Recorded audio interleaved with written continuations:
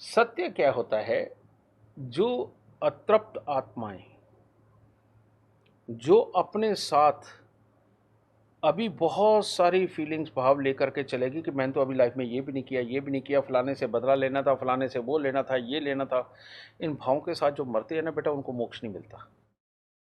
वो C grade की आत्माएं होती हैं। वो कभी भी एक लेवल के बाद ऊपर नहीं जाते। वो प्रेत, जब आदमी मरता है तो ये अंगुश जितना होता है वो प्रेत के रूप में होता है, समझ गए ना। और वो अतृप्त आत्मा के रूप में अभी भटक रहा होता है।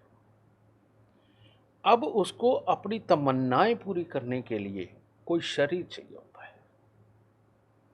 अब वो जो शरीर है, शरीर फिर वो किसी रूप में भी, और इनके अंदर जो भी चीज़ है वो भोग और संभोग से ही जुड़ी हुई है। भोग अच्छा। यानी कि खाना पीना, लालच, जो हमें चीज़ें चाहिए, और संभोग विपरीत लिंगी, इंटीमेसी। हाँ।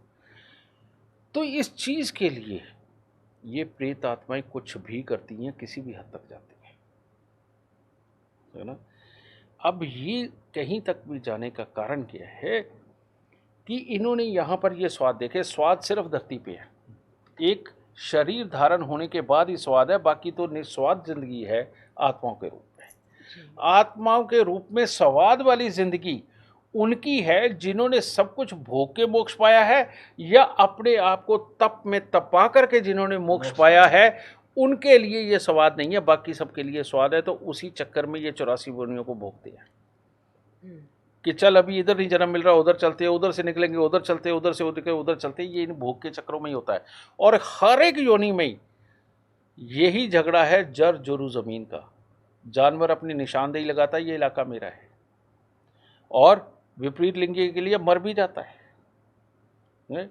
और जो जर है यानी कि पैसा, आम इंसान के लोगों के लिए एक घर, गाड़ी और कमाने वाला पैसा, ये पैसा होता है। जानवरों के लिए पैसा क्या होता है?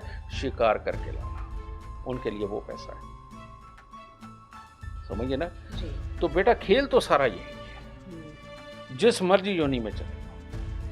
तो जब उनको आत्मा के रूप में ये समझ आता था, फिर वो अलग अलग योनियों में यही खेल भोग के